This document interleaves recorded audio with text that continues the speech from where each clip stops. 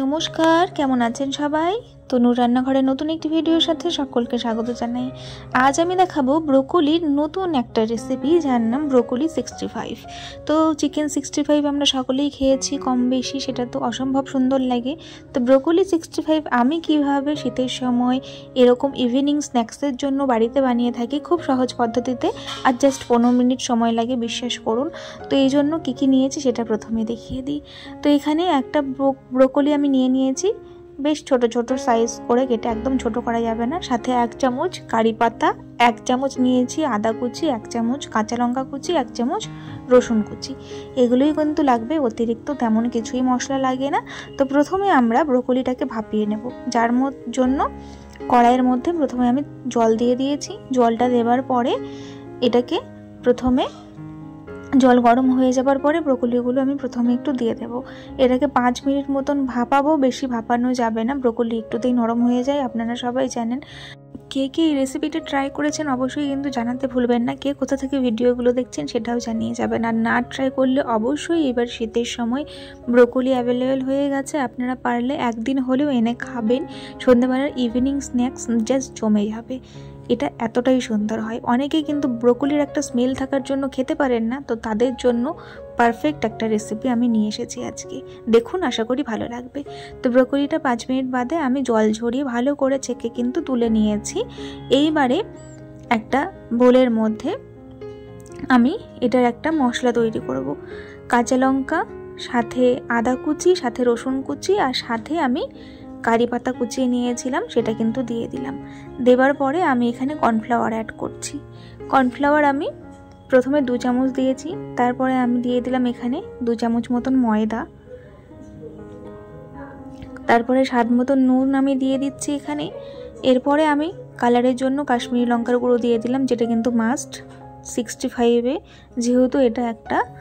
এরপরে আমি দিয়ে দিলাম ঝাল লঙ্কার গুঁড়ো, আর সাথে দিয়ে দিয়েছি গরম মশলা গুঁড়ো। এরপরে আমি দিয়ে দিলাম 1 চামচ টমেটো সস। দেবার পরে ভালো করে মিশিয়ে নিলাম। এইভাবে করলে কিন্তু সব থেকে কম সময় লাগে, সেই জন্য আমি এইভাবে করেছি, আদারওয়াইজ কোনো না, অন্যভাবে ম্যারিনেশন করে করা যায়। তো তারপরে আমি এখানে 1/2 চামচ দিয়ে দিলাম গোলমরিচ গুঁড়ো, আর তারপরে আমি এখানে দিয়ে দিয়েছি 1 চামচ মতন ধনে পাতা কুচি। এইবারে নর্মাল জল দিয়ে মোটামুটি একটু ঘন করে ব্যাটারটাকে তৈরি করে নিতে হবে, বেশি পাতলা যেন না হয় সেটার খেয়াল রাখতে হবে। তো এইভাবে আমি ব্যাটারটা প্রথমে তৈরি করে নিচ্ছি। তো যদি আজকের রেসিপিটি আপনাদের ভালো লেগে থাকে তাহলে প্লিজ চ্যানেলটিকে লাইক, শেয়ার, সাবস্ক্রাইব করে বেল নোটিফিকেশানটি অন করে রাখবেন, এতে করে আমার ভিডিও নোটিফিকেশান সবার আগে পেয়ে যাবেন।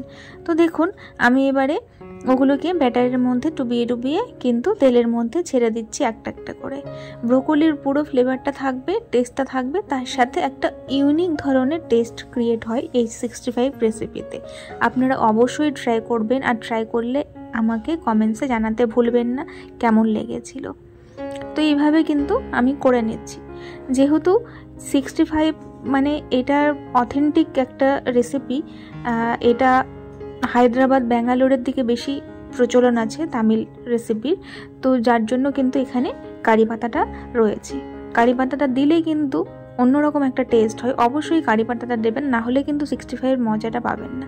তো এইভাবেই কিন্তু বেঁচে বেঁচে সবগুলোকেই কিন্তু আমি ভেজে লাল লাল করে তুলে নিচ্ছি।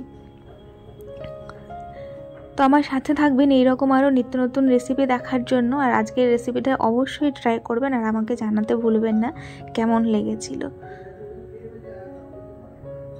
তো দেখুন, এইভাবে আমি বাকিগুলোকেও কিন্তু একই রকমভাবেই বেঁচে একদম লো ফ্লেমে এটাকে কিন্তু ভেজে নিচ্ছি। যেহেতু ব্রোকলিটা একটু ভাপানোও রয়েছে, আর তার সাথে লো ফ্লেমে ভাজলে খুব ভালো করে ভেতর থেকে সেদ্ধ হয়ে যাবে। তো আমি এখানে প্লেটে কিন্তু তুলে নিয়েছি, খুব সুন্দর করে প্লেটে আমি সার্ভ করে দিয়েছি।